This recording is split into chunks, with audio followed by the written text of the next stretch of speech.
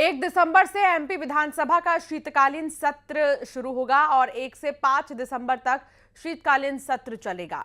Police ने 5 kilometre के अंदर धारा 163 लगा दी है। जुलूस और प्रदर्शन पर प्रतिबंध जो है लगाया गया है। भारी वाहनों के प्रवेश पर भी रोक लगा दी गई है। तो ये सत्र बहुत खास रहने वाला है। 1 दिसंबर से एमपी विधानसभा का शीतकालीन सत्र जो है वो शुरू होगा और 5 दिसंबर तक चलेगा। शीतकालीन सत्र पुलिस ने 5 किलोमीटर के अंदर धारा 163 लगा दी है।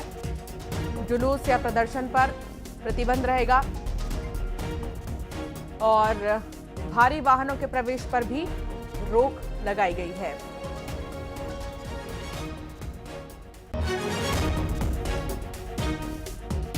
वासु चौरे संवाददाता साथ जुड़ गए हैं। वासु, जिस भी रूट को डाइवर्ट किया गया है उसके बारे में भी जानकारी जरूर दीजिएगा। जो लोग विधानसभा के पास से गुजरेंगे उनके लिए क्या ध्यान में रखना जरूरी है और ये सत्र कितना अहम रहने वाला है? बिल्कुल, देखिए, मध्य प्रदेश का शीतकालीन सत्र जो है वो बेहद ही महत्वपूर्ण रहेगा। कई महत्वपूर्ण विधेयक जो है वो पटल पर रखे जाएंगे। विधायकों के प्रश्न उत्तर अलग अलग विकास कार्यों को लेकर लगाए गए हैं, उनको लेकर भी जवाब तलब सदन के अंदर होगा। लेकिन इस सबसे महत्वपूर्ण बात यह है कि कांग्रेस ने पहले ही अपना रुख जाहिर कर दिया है कि वो आंदोलन करेंगे, सड़क से लेकर सदन तक विधानसभा को और सरकार को घेरने का काम करेंगे। और यही वजह है कि पहले ही पुलिस ने धारा 163 के तहत तमाम जो पाबंदियां हैं उनको लगाने का काम किया है। पुलिस का ये कहना है कि कानून व्यवस्था और शांति व्यवस्था बनाए रखने के उद्देश्य से ये पूरा जो कदम है वो उठाया गया है, क्योंकि कांग्रेस आज से ही आक्रामक रुख अपना रही है। आज कांग्रेस का बड़ा प्रोटेस्ट भी भोपाल में होने जा रहा है वोट चोरी को लेकर।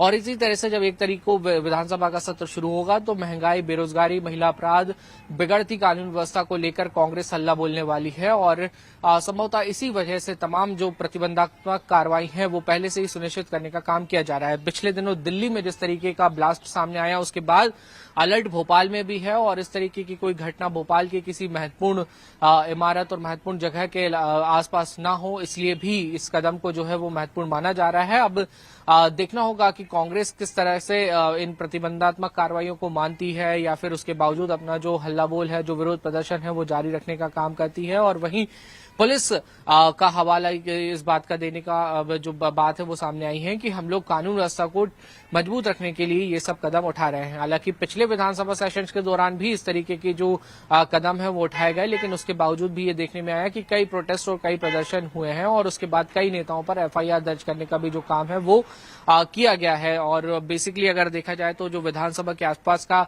इलाका है, जो वल्लभ भवन वाला रोड है, बिरला मंदिर वाला रोड है, इन तमाम रूट्स पर ट्रैफिक डाइवर्ट कर दिया जाता है। जिनके पास होते हैं विधानसभा में सिर्फ उन्हीं को एंट्री होती है। तो ये 4-5 दिन खास करके सुबह और शाम के वक्त आम लोगों को थोड़ी सी तकलीफों का वीआईपी मूवमेंट्स लगातार होते हैं, तो उसके चलते सामना करना पड़ता है। जी बिल्कुल, बहुत शुक्रिया जानकारी साझा करने के लिए वासु। और खबरों में आगे बढ़ेंगे, बात करेंगे भोपाल की। आईएएस संतोष वर्मा को नोटिस जारी हुआ है। संतोष वर्मा को कारण बताओ